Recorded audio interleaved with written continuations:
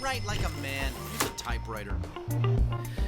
If you were starting your writing career in 2021, you'd gone all through your life, and just at this moment, you realized that you had the calling to write, and you were starting right now. Or maybe you had just finished the first thing you'd ever written. Would you, in 2021, pursue self-publishing, or would you still pursue traditional publishing? Oh, it's a great question. That's a great question. It's and I don't really know. I would say both are legitimate avenues, and I probably would come down on the self-publishing side at that. Would you really? At that, but yeah, each side has its drawbacks. Yeah. If you're just starting, I guess I would try for mainstream publishing first. And if I just couldn't, but again, that depends on having an agent and having a really good agent, not just a bad agent, but a good agent, which is really hard to find. Yeah. So, but I do think self-publishing these days is a legitimate avenue.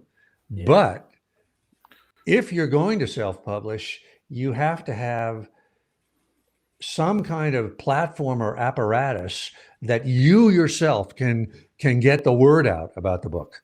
Because just to release it, soft or cold, there's a recipe for disaster. It just has, So I would say that you got to have some way.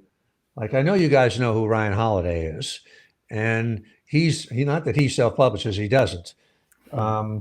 But you can see that he's a guy that really gets the word out about his stuff, There's no way to miss it on social media. Yeah. And I think, and that's hard to do. But yeah, I'm not really sure, Nick, which way I would go. But I certainly would not knock self-publishing.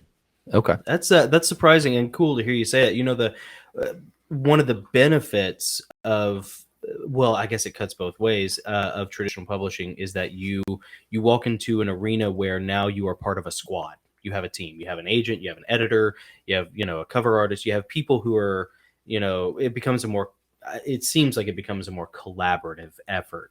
And that's the danger. Not having that seems like it can kind of be a danger to self-publishing, because you can fall into this like narcissistic vacuum where you don't realize that like you don't have a good editor. Like finding an editor, or you try to do it all yourself. Yeah. True. And man, I mean, trying to find a good editor has been my biggest, I mean, never mind the whole, for the longest time, they always used to say that like with covers, if you get published, like just forget about having an accurate cover for your book or whatever, because, that's up to a whole different department. But nowadays for self-publishing, man, editors is the hardest thing. Yeah, I agree. Yeah. Let me recommend something to you. My business partner, Sean Coyne, has a website called the Story Grid.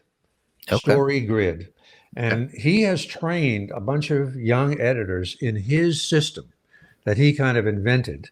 And it's an incredibly thorough, comprehensive, like brain surgery type system. Cool. If you go to his website, you can kind of look up some of these editors. There's a little tab called Editing Services. And you have to pay. These young editors are in business. But it's a good source. And also, I think that although I don't know how to do this, there must be a lot of editors who used to work for HarperCollins and Simon and Schuster that either are taking on side gigs privately or are completely on their own, and who would be good editors, editors.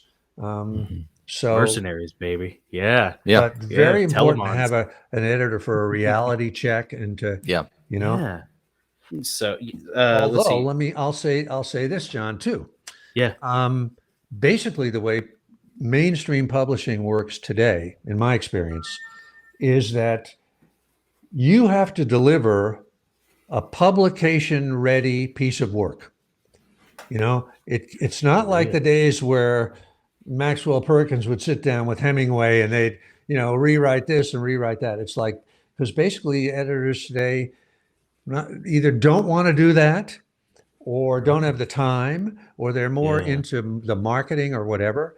So they're not willing to spend the time to sort of hand carry you through the process. Pretty much you should have your own editor first before you bring it to, so it really is practically ready to go to press when you turn it in. Has it been like that for a long time, or is that a recent change? I think it has been like that for a while. It's sort of a secret that people don't talk about. Yeah. But I would certainly say for 10 or 15 years anyway.